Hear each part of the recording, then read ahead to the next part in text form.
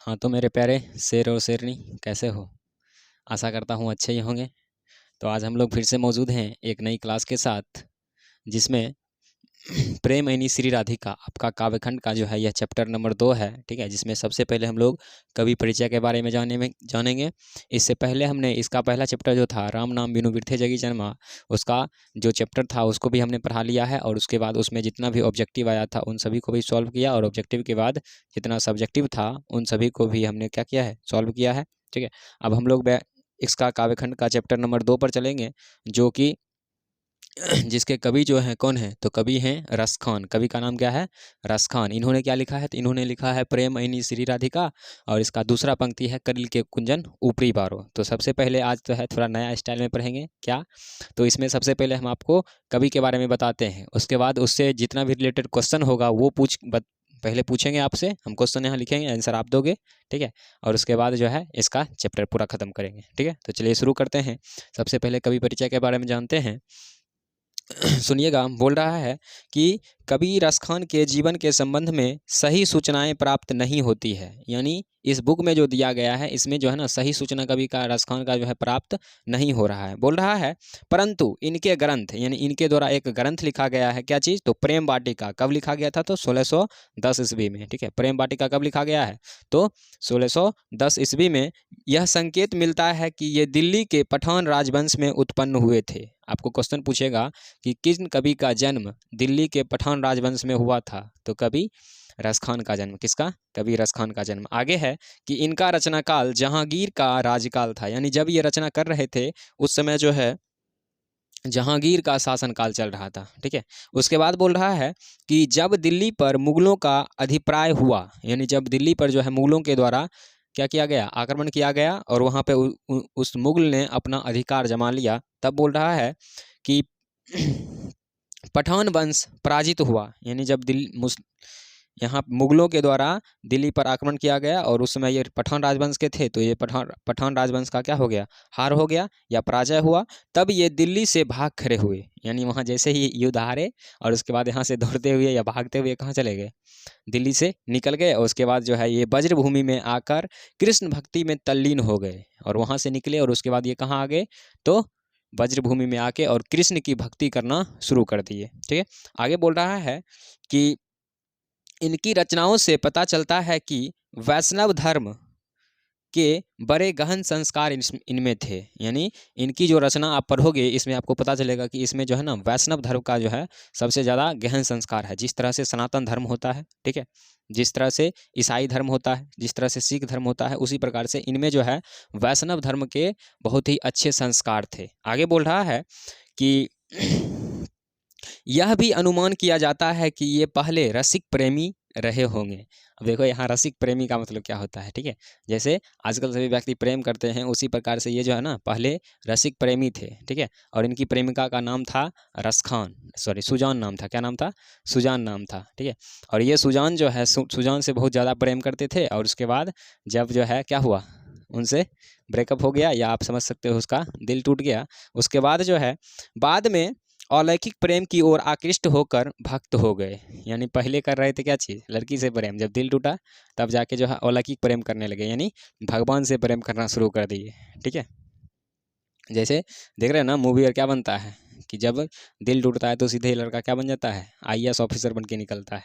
ठीक है, तो दिल टूटना जरूरी है एक बार। ठीक है, चलो आगे देखते हैं। आगे बोल रहा है कि 252 वैष्णव की वार्ता में यह पता चलता है कि गोस्वामी विठलनाथ ने इन्हें पुष्टि मार्ग की दीक्षा दी थी। यानी इनके द्वारा ही लिखा गया कोई एक ग्रंथ है जिसका नाम क्या है, 252 वैष्णव की वार्ता। नाम क्या है? 252 वैष्णव की वार्ता से यह पता चलता है कि गोस्वामी विठलनाथ ने इन्हें पुष्टि मार्ग की दीक्षा दी थी। तो आपको क्वेश्चन पूछेगा कि रस खान को पुष्टि मार्ग की दीक्षा किसने दी? क्या पूछेगा? रस खान को पुष्टि मार्ग की दीक्षा किसने दी? तो आपको याद रखना है रस खान को पुष्टि मार्ग की दीक्षा जो दिया था वो गोस्वामी विठलनाथ थे। ठीक है, हाँ, तो आपको क्वेश्चन पूछेगा कि गोस्वामी विठलनाथ ने रस खान को किसकी दीक्षा दी थी? तो आपको याद रखना है किसकी? पुष्टि मार्ग की दीक्षा दी थी। आगे है कि इनके दो ग्रंथ मिलते हैं, यानी आप जो कविता पर होगे इसमें इनके कितने दो ग्रंथ मिलते हैं, जिसमें पहला ग्रंथ का नाम है प्रेम वाटिका और दूसरा है सुजान रसखान। ठीक है, पहला ग्रंथ का क्या नाम है प्रेम वाटिका और दूसरा ग्रंथ का नाम क्या है सुजान रसखान। देख रहे हो, ये इनका पहले दिल टूटता था, जो भी कवि का पहले दिल टूटता था ना तो उस पर एक पूरा किताब लिख दिया जाता था। ठीक है, और आजकल आजकल जो है कुछ नहीं, बस दिल टूटा किसी और का, और इसका जो है ना इसका भुगतना पड़ता है किसको, स्टेटस को, स्टोरी को इंस्टाग्राम पर लगा देगा, वहाँ लगा देगा। ठीक है, लेकिन करेगा कुछ नहीं। सोचो इन सभी का जब दिल टूटता था तो ये लोग जो है ना उसके ऊपर जो है क्या करते थे, एक किताब लिख देते थे, और उस किताब को जो है अभी तक हम लोग क्या कर रहे हैं, पढ़ रहे हैं। ठीक है, ये जो किताब है ना सुजान रसखान, ये जो है इनकी वाली का नाम था क्या चीज़, सुजान, और ये रसखान खुद है। ठीक है, चलो आगे बढ़ते हैं। बोल रहा है कि प्रेम वाटिका में प्रेम स्वरूप संबंधित रचनाएं हैं, यानी आपको प्रेम वाटिका जब आप पढ़ोगे ना तो उसमें किसके संबंधित हैं, प्रेम प्रेम निरूपण संबंधित रचनाएं हैं, यानी प्रेम के बारे में बताते हैं, कौन सा प्रेम वाटिका में। ठीक है, दूसरा है कि और सुजान रसखान में कृष्ण की भक्ति से संबंधित है। देख रहे हो कवि कितना तेज है, अपना प्यार के बारे में जो लिखना था तो उसका नाम रख दिया क्या चीज़, प्रेम वाटिका। ठीक है, और जब कृष्ण से प्रेम करने की बारी आई तब उसका नाम क्या रख दिया, सुजान रसखान, यानी कभी किसी को डाउट ना हो कि कौन किसके लिए था। ठीक है, चलो आगे देखते हैं। आगे बोल रहा है कि रसखान ने कृष्ण का लीलागान पदों में नहीं सेवैया में किया है। आपको पूछेगा कि किस कवि ने कृष्ण का लीलागान सेवैया में किया है, तो रसखान ने कृष्ण का लीलागान किस में किया है, तो आपको याद रखना है किस में, सेवैया में। आगे रसखान सेवैया छंद में सिद्ध थे। क्वेश्चन ऑब्जेक्टिव पूछता है कि रसखान किस में सिद्ध थे, तो आपको याद रखना है रसखान जो है सेवैया छंद में सिद्ध थे। आगे है कि जितने सरस सहज प्राभ में सेवैया रसखान के हैं उतने शायद ही किसी अन्य हिंदी कवि के होंगे। यानी इनकी कविता को जब पढ़ोगे तो आपको लगेगा नहीं सही में जो है अगर इनको ये चीज़ मिल जाता तो आगे जाके ये काम कर सकते थे। ठीक है, या ये करना चाहते हैं, सही में ये करना चाहते हैं, तो इसलिए बोल रहा है कि जितने सरस सहज प्राभमय और सेवैया रसखान के हैं उतने शायद ही किसी अन्य कवि के हैं या होंगे। आगे है कि रसखान का कोई सेवैया ऐसा नहीं मिलता है जो उच्च स्तर का ना हो, यानी इनका सभी सेवैया जो है ना हमेशा लगता है पढ़ने के बाद ये बहुत ही ज़्यादा क्या है, उच्च स्तर का है। कैसा है, तो उच्च स्तर का है। आगे है कि उनके सेवैया की मार्मिकता का आधार दृश्यों और बाह्यांतर स्थिति की योजना में है। यानी जब इनकी सेवैया आप पढ़ोगे तो आपको हमेशा लगेगा कि ये अंदर से भी है और बाहर से भी है, लगता है मतलब सही में ये चीज़ घटना हुआ है या ये चीज़ घटना होता है। आगे है कि वहीं रसखान के सेवैया के ध्वनि प्रवाह भी अपूर्ण मधुर है। यानी ये जो सेवैया लिखते हैं इस पंक्ति को जब पढ़ोगे तो उसको पढ़ने में भी आपको क्या होगा, बहुत ही ज़्यादा मज़ा आएगा। ठीक है, आगे है कि रसखान कहाँ चला गया, हाँ रसखान सूफियों का हृदय लेकर कृष्ण की लीला पर काव्य रचते हैं। यानी किसका, सूफियों का हृदय लेकर कृष्ण की क्या करते हैं, काव्य रचते हैं। उनमें उल्लास, मादकता और उत्कृष्ट तीनों का संयोग होता है। यानी उनमें खुशी और मादकता और उत्कृष्टता, यानी जल्दी जल्दी हो जाए, इस चीज़ का भी क्या होता है, इनमें बहुत ही ज़्यादा संयोग मिलता है। इनकी रचनाओं से मुग्ध होकर भरतेंदु हरिश्चंद्र ने कहा था। ठीक है, ये क्वेश्चन बहुत बार पूछा गया और इस बार भी शायद पूछा गया है। ठीक है, कब, 2024 में। आप लोग एग्जाम देने वाले हो कब, 2025 में। ठीक है, तो बोल रहा है कि इनकी रचनाओं के मुग्ध होकर भरतेंदु हरिश्चंद्र ने कहा था, क्या कहा था, तो इन मुसलमान हरिजन पे कोटि हिंदवारियो। यानी ये जो रसखान जो हैं कवि जो हैं ये एक प्रकार के क्या हैं, मुस्लिम कवि हैं, इसलिए भरतेंदु हरिश्चंद्र इसके बारे में बोल रहे हैं कि इन मुसलमान हरिजन पे कोटि हिंदवारियो, यानी इन मुसलमानों पर जो है ना हम करोड़ों हिंदू को वार सकते हैं अगर इस प्रकार का मुस्लिम अगर हमें मिल जाए तब। ठीक है, तो क्वेश्चन पूछेगा कि किसने कहा था कि इन मुसलमान हरिजन पे कोटि हिंदवारियो, तो आपको याद रखना किसने, रसखान ने कहा था। ठीक है, किसने कहा था, भरतेंदु हरिश्चंद्र ने। मारेंगे एक तबरा ना नच गिर जाएगा। कौन कहा था, तो भरतेंदु हरिश्चंद्र ने कहा था। रसखान तो लिखा है ना रे, ठीक है, आगे बढ़िए। अब जो पंक्ति हम लोग पढ़ेंगे उसमें ये कवि जो है इस कहानी में क्या कहना चाहते हैं इसके बारे में है, इसको ध्यान से सुनिएगा। बोल रहा है कि संप्रदाय मुक्त कृष्ण भक्त कवि रसखान हिंदी के लोकप्रिय जातीय कवि हैं। आपको पूछेगा कि हिंदी के लोकप्रिय जातीय कवि कौन है, तो आपको याद रखना है कवि कौन है, तो रसखान है। आगे है कि यहाँ रसखान रचनावली से कुछ छंद संकलित हैं, यानी आप जो ये कविता पढ़ोगे ना इसमें कुछ ही पंक्ति उठाकर दिया गया है, कौन सा ग्रंथ से, तो रसखान रचनावली से। आपको पूछेगा कि प्रेमयनी श्री राधिका कहाँ से लिया गया है, तो किससे, रसखान रचनावली से। और रसखान रचनावली से है तो किसके बारे में होगा, कृष्ण से प्रेम के बारे में होगा। और जब प्रेम वाटिका पर होगे तब इनके प्रेम के बारे में होगा कि क्या क्या होता था क्या नहीं होता था। ठीक है, चलो आगे बढ़ते हैं। आगे बोल रहा है कि दोहे सोराठा और सेवैया, दोहे और सोराठा में राधा कृष्ण के प्रेम में युगल रूप पर कवि के रसिक हृदय की रीझ व्यक्त होती है, यानी इसमें जो है राधा और कृष्ण से के प्रति अपने प्रेम को ये क्या कर रहे हैं, दर्शा रहे हैं, राधा और कृष्ण के प्रति अपने प्रेम को दर्शा रहे हैं। आगे है कि और सेवैया में कृष्ण और उनके वज्र पर अपना जीवन सर्वस्व न्यौछावर कर देने की भागमयी विधकता मुखरता है, यानी जो वज्र उनके वज्र जो है उस पर अपना जो है ना पूरा जीवन, जो वो वज्रभूमि है, कृष्ण का जन्म भी जो है ना असल में वज्रभूमि में हुआ था, तो वहाँ पे ये अपना संपूर्ण जीवन यानी सारा जीवन जो है ना न्यौछावर करने की बात कर देते हैं, किसमें, इस कविता में। ठीक है, तो ये कविता अब हम लोग पढ़ेंगे, तो लेकिन इससे पहले हम आपसे कुछ क्वेश्चन पूछेंगे, तैयार रहे, इतना सुन लिए हो। ठीक है, तो आपको हम सबसे पहले पूछेंगे कि कवि जो है, कवि रसखान कहाँ के थे, बताओ जल्दी, कवि रसखान कहाँ के थे, आपको आंसर देना है। दूसरा, कवि किस राज वंश के थे। तीसरा, कवि किस राजवंश के थे। उसके बाद मुगल नहीं, पठान राजवंश पर, क्या चीज़, पठान राजवंश पर किसने आक्रमण किया था। ठीक है, उसके बाद अगला क्वेश्चन है कि ये हो गया ना, पठान राजवंश पर किसने, हाँ, इनमें किनके गहन संस्कार थे। इनमें मतलब क्या चीज़, रसखान में। ठीक है, इनमें मतलब किसी और को न ले आना, अभी रसखान चैप्टर चल रहा है तो उन्हीं के बारे में होगा। आगे, इनमें किसके गहन संस्कार थे। आगे इनके कितने ग्रंथ, इनके कितने ग्रंथ मौजूद हैं। तीसरा, प्रेम वाटिका में,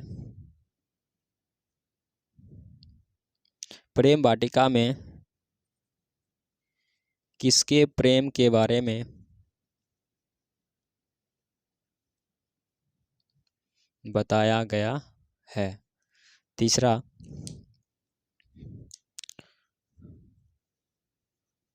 सुजान रसखान में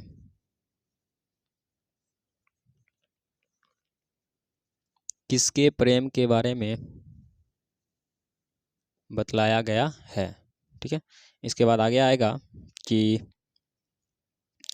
सुजान रसखान में किसके प्रेम के बारे में दर्शाया गया है, और कवि रसखान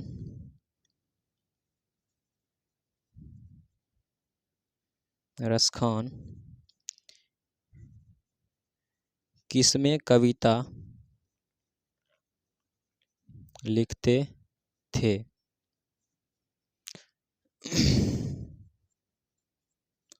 प्रस्तुत पाठ में कितने सेवैया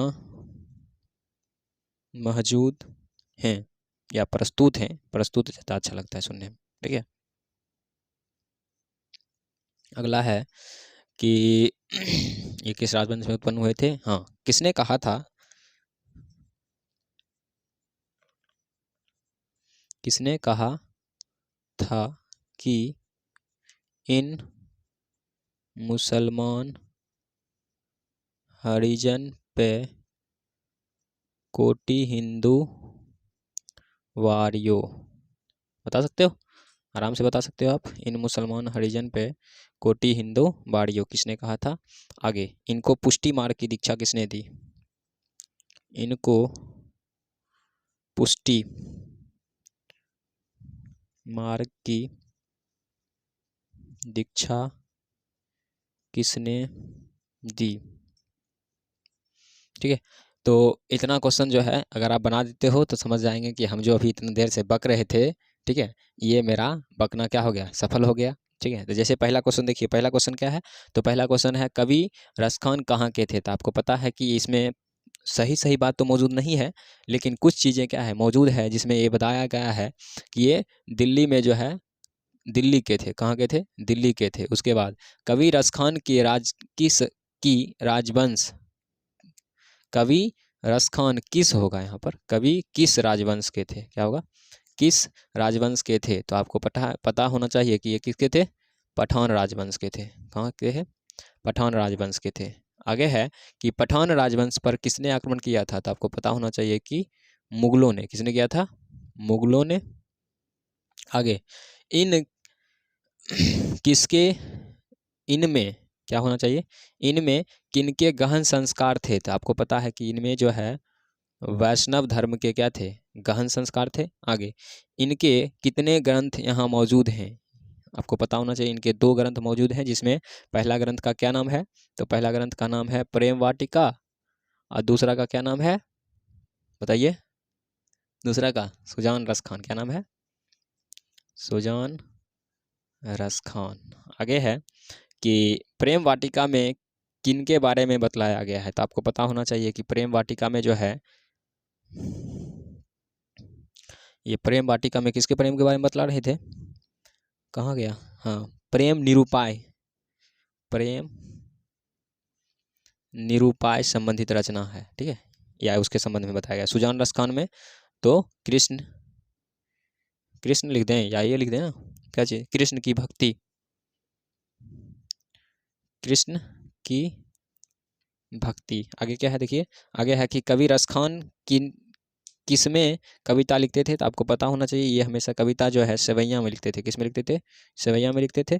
आगे, प्रस्तुत पाठ में कितने सेवैया प्रस्तुत हैं? यानी जो आप पाठ पढ़ रहे हो उसमें कितना सेवैया है? 2 सेवैया है। ठीक है, किसने कहा था कि इन मुसलमान हरिजन पे कोटि हिंदू वारियो? आपको पता होना चाहिए किसने कहा था? भरतेंदु हरीश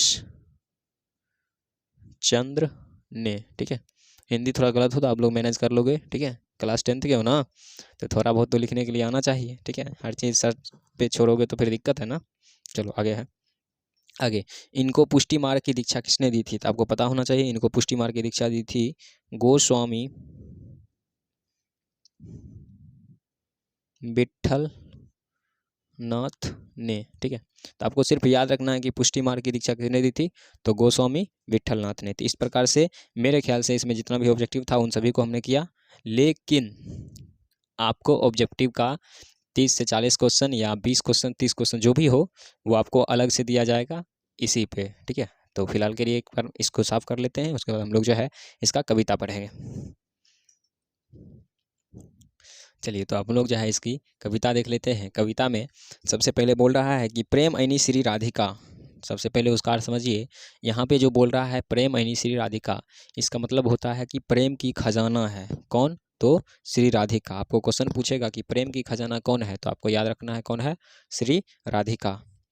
पंक्ति पढ़ते हैं, सुनिएगा ध्यान से कि प्रेम ऐनी श्री राधिका प्रेम वरण नंद के नंद, यानी कि प्रेम की खजाना है कौन? श्री राधिका। प्रेम की खजाना कौन है? श्री राधिका। प्रेम वरण नंद के नंद, यानी प्रेम का रंग जो है, वर्ण मतलब क्या होता है? रंग होता है। यानी प्रेम का रंग जो है कौन है? वो श्री कृष्ण है, यानी नंद के नंद। यानी इनके पिताजी का नाम जो है, कृष्ण के पिताजी का नाम था नंद। ठीक है, तो उसके नंद, एक नंद मतलब हो गया नाम, और दूसरा नंद मतलब हो गया उसके बेटे। तो यहाँ पर बोल रहा है कि प्रेम की खजाना है कौन, राधिका, और प्रेम का रंग कौन है, तो श्री कृष्ण। आगे है कि प्रेम वाटिका के देहु माली मालिन द्वंद, यानी प्रेम वाटिका के जो है ना दो ही रखवाले हैं, कौन, माली और मालिन, यानी यहाँ पे माली कहा गया है कृष्ण को और मालिन कहा गया किसे, राधिका को। ठीक है, तो प्रेम वाटिका के देहु माली मालिन द्वंद, यानी प्रेम वाटिका की रक्षा करने के लिए जिस प्रकार माली और मालिन बगीचे को सींचते और संवारते हैं, ठीक उसी प्रकार से प्रेम की रक्षा के लिए या प्रेम की रक्षा में जो है दो ही, कौन, कृष्ण और राधिका के प्रेम को दर्शाया गया है। आगे है कि मोहन छवि रसखान लखी अब दृग अपने नाही, यानी जब से कवि रसखान ने मोहन, यानी मोहन यहाँ पे कहा गया है श्री कृष्ण को, मोहन की ओर देखा है, तब से जो है अब दृग अपने नाही, यानी अब जो है ना इनकी आँख जो है इनके अब अपने पास नहीं है। ठीक है, इतना सुंदर था कौन, कृष्ण। ठीक है, तो इसलिए बोल रहा है कि आँचय आवत धनुष के छूटे सर से जाही, यानी जिस प्रकार से धनुष से जो है तीर छूट जाता है और वह पुनः वापस नहीं आता है, ठीक उसी प्रकार से जब से कवि रसखान ने श्री कृष्ण को देखा है, ठीक है, तब से जो है ये इनके दृग, यानी इनकी आंख जो है ना लगता है इनके पास नहीं है, और इस प्रकार से चला गया है जैसे तीर से क्या होता है, धनुष चला जाता है और वो वापस नहीं आता है। आगे है कि मोहन मो मन मानिक लय गयो चितचोर नंद के नंद, यानी मेरे मन को, ठीक है, मेरे मन को चुरा कर ले गया है कौन, नंद के नंद, यानी श्री कृष्ण। ठीक है, मेरे मन को चुरा कर कौन ले गया, श्री कृष्ण ले गया है। आगे है कि अब बेमन मैं का करूं परी फेर के फंद प्रीतम नंद किशोर जा दिन से नयन लगइयो। अब बोल रहे हैं कि मेरे मन को चुरा कर ले गया कौन, श्री कृष्ण ले गया है। उसके बाद अब बेमन मैं क्या करूं, यानी अब जो है मेरा मन मेरे पास नहीं है, तो बिना मन के मैं क्या करूं, परी फेर के फंद, अब जो है ना मैं अपने मन को कृष्ण को देकर और जो है मैं फेरा में पड़ गया हूँ। किस में पड़ गया हूँ, फेरा में पड़ गया हूँ। प्रीतम नंद किशोर जा दिन से नयन लगइयो, यानी जिस दिन से, यहाँ प्रीतम नंद किशोर भी कृष्ण को ही कहा गया है। ठीक है, तो प्रीतम नंद किशोर जा दिन ते नयन लगइयो, यानी जिस दिन से श्री कृष्ण को हमने देखा है, ठीक है, तब से मेरा मन जो है ना मेरे पास नहीं है, और मेरा मन मेरे पास नहीं है, तो इस कारण से मैं फेरा में पड़ गया हूँ। ठीक है, क्या करूँ अकेले। आगे है कि मन पावन चितचोर पलक ओट ना ही कर सके, और मेरे मन को चुरा लिया गया है किसके द्वारा, चितचोर के द्वारा, यानी श्री कृष्ण के द्वारा पलक ओट ना ही कर सके, यानी इनके मन को इस प्रकार से चुरा लिया गया है कि ये क्षण भर के लिए, तनिक समय के लिए भी जो है ना अपने मन को या अपने आँखों को बंद नहीं कर सकते। ठीक है, इसलिए कहा गया है पलक ओट ना ही कर सके। ठीक है, तो इस प्रकार से इसका पूरा पंक्ति आपको समझ में आ गया होगा। एक बार और पुनः रिपीट कर देते हैं, सुनिएगा कि प्रेम ऐनी श्री राधिका प्रेम वरण नंद के नंद, यानी प्रेम की खजाना है कौन, श्री राधिका, प्रेम वरण यानी प्रेम का रंग है कौन, नंद के नंद यानी श्री कृष्ण, प्रेम वाटिका के देहु माली मालिन द्वंद, यानी प्रेम वाटिका का जो है दो ही होता है कौन, माली और मालिन। उसी प्रकार की प्रेम के बारे में बताने के लिए दो ही है कौन, एक पहला राधा और दूसरा कृष्ण, यानी कृष्ण और राधा। मोहन छवि रसखान लिखी अब दृग अपने नाही, और जब से कवि रसखान ने श्री कृष्ण को देखा है तब से जो है उनका मन, ठीक है, उनके पास नहीं है। आँचय आवत धनुष के छूट सर से जाही, जिस प्रकार धनुष से जो है तीर छूट जाता है उस प्रकार उनका मन भी क्या हो गया, उनसे छूट गया है। आगे है मो मन मानिक ले गयो चितय चोर नंद नंद, और मेरे मन को चुरा कर लेकर चला गया है कौन, नंद के नंद यानी श्री कृष्ण। अब बेमन मैं का करूं परी फेर के फंद प्रीतम नंद किशोर जा दिन से नयन लगइयो, और मेरे मन को चुरा कर ले गया है श्री कृष्ण, अब मैं बेमन क्या करूं, अब जो है ना बिना मन के मैं फेरा में पड़ गया हूँ।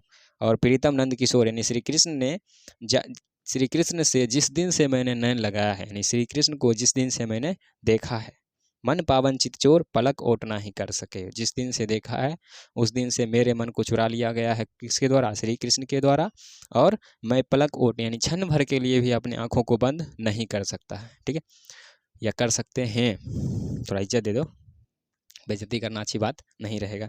देखो अब जो है हम आपको ऑब्जेक्टिव पूछते हैं, इसी में से ऑब्जेक्टिव बनता है कि ऑब्जेक्टिव में पहले पूछेगा क्वेश्चन कि प्रेम की खजाना कौन है? तो आपको याद रखना है श्री राधिका। प्रेम का रंग कौन है? तो श्री कृष्ण। आगे, प्रेम वाटिका के देहु कवि ने माली किसे कहा है? कृष्ण को। कवि ने मालिन किसे कहा है? राधिका को। मोहन छवि रसखान लबी, अच्छा हाँ, रसखान के मन को किसने चुरा लिया है? श्री कृष्ण ने, या नंद के नंद ने। ठीक है, उसके बाद है कि चितचोर किसे कहा गया है? क्या है? चितचोर किसे कहा गया है? तो आपको याद रखना है श्री कृष्ण को। पलक ओट ना ही कर सके। ठीक है, तो इस प्रकार से इसमें इतना ही ऑब्जेक्टिव बनता है, और ज़्यादा ऑब्जेक्टिव आएगा तो इसके लिए कोई दिक्कत नहीं है, वो सब आपको अलग से दिया जाएगा, उसमें कोई घबराने की बात नहीं है। आगे पंक्ति पढ़ते हैं। बोल रहा है करिल के कुंजन ऊपरी वारो, यानी इनके ऊपर जो है मैं अपना सब कुछ वार देता हूँ, मैं अपना सब कुछ न्यौछावर कर देता हूँ। आगे सुनिएगा। या लकटी कम अरु कमरिया पर राज तिहुपुर की ताज ताजी डाराऊँ, यानी अब जो है मैं अपने कमर में कम्बल बांध लेता हूँ और एक छोटा सा डंडा ले लेता हूँ, एक छोटा सा डंडा लेकर तिहुपुरी की ताज डाराऊँ, और जहाँ पर श्री कृष्ण अपनी गाय को चरा रहे थे अब मैं वहाँ जाऊँगा। ठीक है, कमर में क्या चीज़? कंबल बांध के और हाथ में छोटा सा डंडा लेकर, और जहाँ पर कृष्ण अपने गाय को चरा रहे थे वहाँ पे मैं जाऊँगा। आठहु सिद्धि नवोनिधि के सुख नंद की गाय चराई बिसारो, यानी आठों जो है सिद्धि है और नवो निधि के जितने भी सुख होते हैं उन सभी को मैं क्या करूँगा? त्याग दूंगा, या उन सभी को मैं छोड़कर नंद की गाय चराई बिसारो, और एक बार इन सभी सुखों को त्याग कर मैं नंद यानी श्री कृष्ण के गाय को चुराने के लिए जाऊंगा। चुराने नहीं, चराने के लिए जाऊंगा। ठीक है, थोड़ा सा कन्फ्यूजन हो गया। आगे, रसखान कवि इन आँखिन से ब्रज के बनबाग तराग निहारे। अब देखो, रसखान जो है सबसे पहले बोले कि हम जो है ना कमर में कम्बल बांध लेंगे, हाथ में छोटा सा डंडा ले लेंगे और वहाँ जाएंगे जहाँ पर श्री कृष्ण गाय चराते हैं। इसके लिए भले ही मुझे आठों सिद्धि और नवोनिधि के सुख को क्यों न त्यागना पड़े, हम त्यागने के लिए तैयार हैं। सिर्फ एक बार हमें श्री कृष्ण का क्या है? गाय चराना है। आगे है, रसखान कवि इन आँखों से ब्रज के बनबाग तराग निहारे, और वो ब्रज के बनबाग में जाकर यानी ब्रजभूमि में जाकर वो निहार रहे हैं बैठकर। ठीक है, कि कभी ना कभी मेरे कृष्ण आएंगे। ठीक है, और मैं उनका क्या करूँगा? गाय को चराऊँगा। जिस प्रकार से फिल्म में नहीं बोलता था एक कि मेरे करण अर्जुन आएंगे। ठीक है, उसी प्रकार से कवि रसखान भी जो है ब्रजभूमि में जाकर बैठे हैं और बोल रहे हैं कि कभी ना कभी मेरे कृष्ण आएंगे और मैं उनके गाय को सुख को या मैं उनके गाय को चराना चाहूँगा। आगे है कि कोटिक रौकलधौत के धाम। अब देखो यहाँ पे जो है ना, कोटिक रौकलधौत के धाम करिल के कुंजन ऊपरी बारह, यानी मैं इंद्र के सभी सुखों को त्याग दूंगा।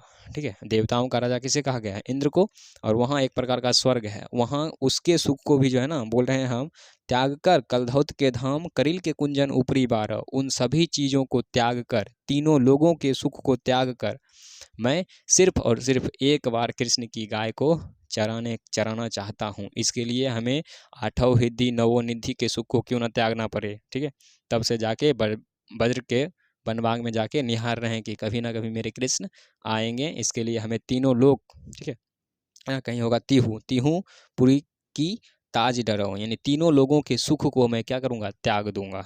ठीक है, बस हमें एक बार श्री कृष्ण की गाय चराने के लिए क्या हो? मिल जाए। ठीक है, तो इस प्रकार से इसका जितना जो भी चैप्टर में पंक्ति था मेरे ख्याल से आपको समझ में आ गया होगा। अगर नहीं आया है तो फिर से एक बार इसको क्या करिए, पुनः इस वीडियो को देख लीजिए, आपको पूरा समझ में आ जाएगा। ठीक है, तो आज के लिए इतना ही रहने देते हैं और देखेंगे विशेष अगले क्लास में। तब तक के लिए ओके बाय, जय हिंद।